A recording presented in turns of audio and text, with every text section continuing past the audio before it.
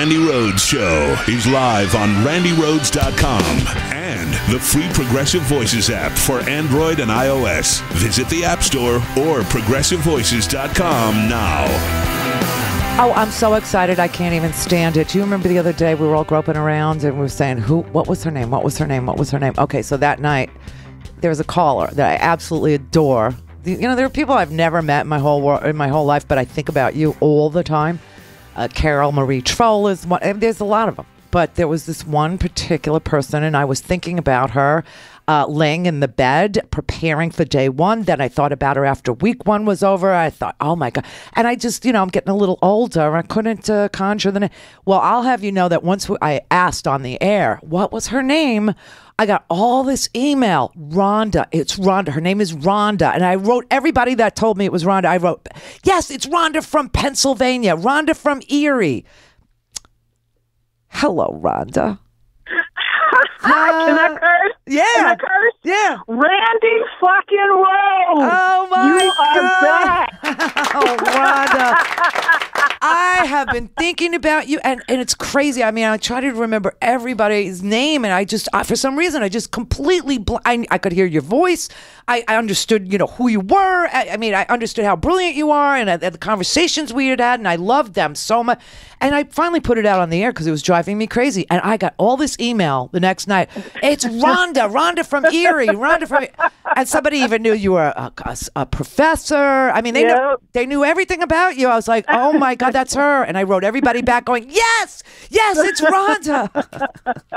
Well, girl, I cried the day you went off the air. Oh, how are you? I really did. I am good. Yeah. I'm good. How about you? You are good, too. I can hear it. Yeah, I'm good. I'm very good. I mean, it's, it's so freeing not to have to work for, the corporate monster anymore. It's just, being on your own is a lot of responsibility, a lot of work, but I am so willing to do it, just not to have to be subject to ne'er-do-well program directors and morning meetings and, oh God, it's just so horrible. And maybe we shouldn't go down that road, and maybe we should leave this over here. And don't, do you have to be so hard on Rush Limbaugh?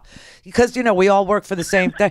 I was like, not enough people. And then Idiot Boy goes out there and calls Sandra Fluke a prostitute, and we lose all the advertisers, and I get hurt the worst. I didn't, because they buy across the platforms, they buy across all the shows. So, and then all this conservative money came in to rescue him, and there was nothing for me. And I just, people on my show, we were doing the jobs, each one of us were doing the jobs of 5 people. And I thought, well, if that's the way it's going to be, I'm going to work for myself. And so that's what we're doing. Well, I tell you what, I appreciate it. I can't even tell you how much I appreciate that your voice is back on the air at this moment in time. So let me talk to you. I mean, so much has gone on, and the reason why I thought about you was this horrendous week we had, and then the rise of Donald Trump and the amount of vitriol towards Black Lives Matter, and nobody being able to sort it out logically and say, well, all lives matter, but Black lives matter less. I mean, I couldn't figure out, why can't anybody reach the conclusion when you see execution. So, and I was dying to talk to you. I just wanted to know, what do you make of all this moment in time with Trump and? Well, let me start with this question that everybody's been asking, which is, why is this happening? And this isn't America. Okay, stop asking why it's happening, because this is America. You have to, this is cumulative. People act like this just came up all of a sudden. It didn't. It didn't come up all of a sudden. This is part of our history. Racism and sexism and genocide and all of that is part of our history. And yes, it's a part, for the most part, it's a part of our long-distance history, but some of that stuff has happened in my lifetime, So what we're seeing is kind of the culmination of that and a concerted political effort. It's a movement, really, by conservative people in this country to do several things: to dumb down our educational system, to restrict the rights of oppressed people across the board. And so these things have been happening in a long, slow march.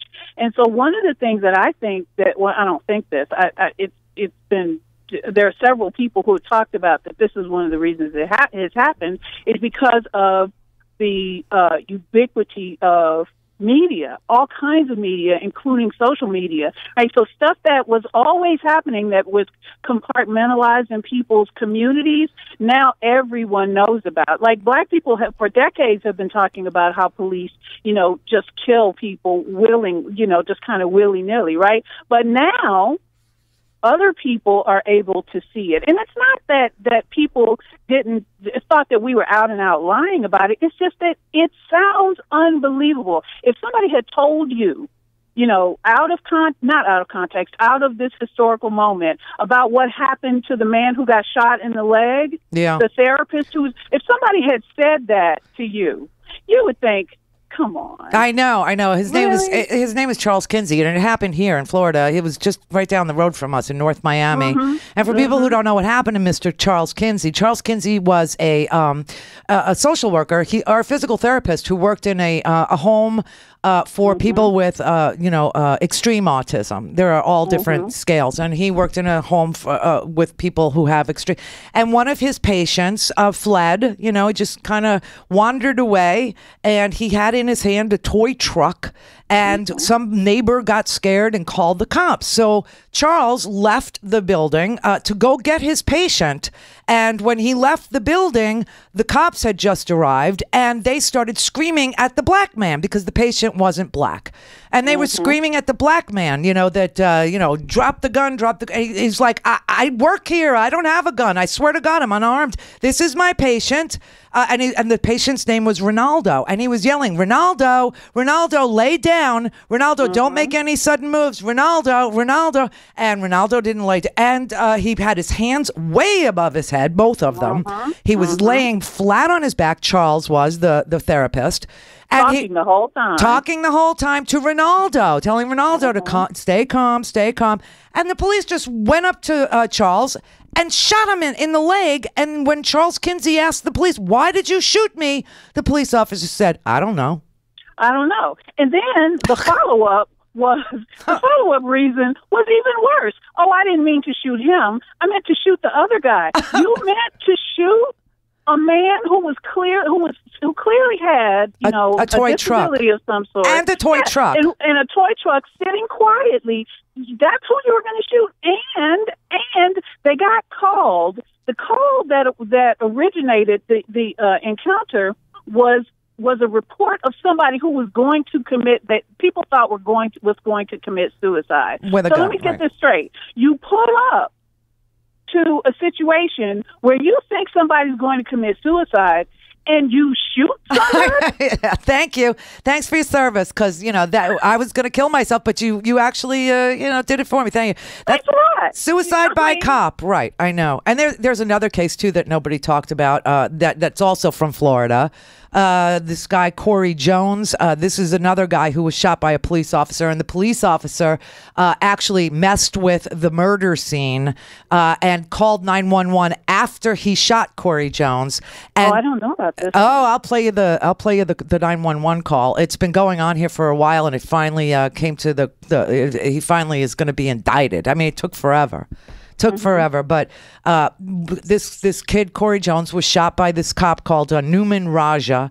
And Newman Raja, after he killed this kid, called 911 and said, send all the unit. The kid was already dead. Okay, and he's going, send all the units. I got an active shooter.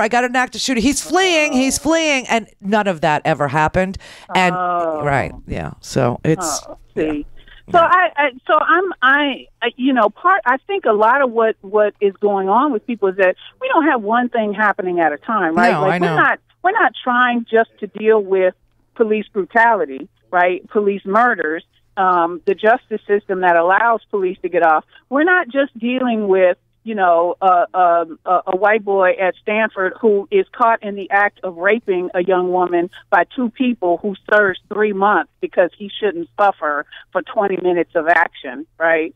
We're not just dealing with those kinds of things. We're dealing with those kinds of things, and now we're trying to play catch up. So white people who've never, or people who've never been in situations of oppression now are seeing all of this. They don't quite know what to do with it, so so they're kind of falling back on what we've been taught about all this stuff all along, which is not working. And so we're trying to deal with that. We're trying to educate white people. We're trying to educate oppressed people, etc.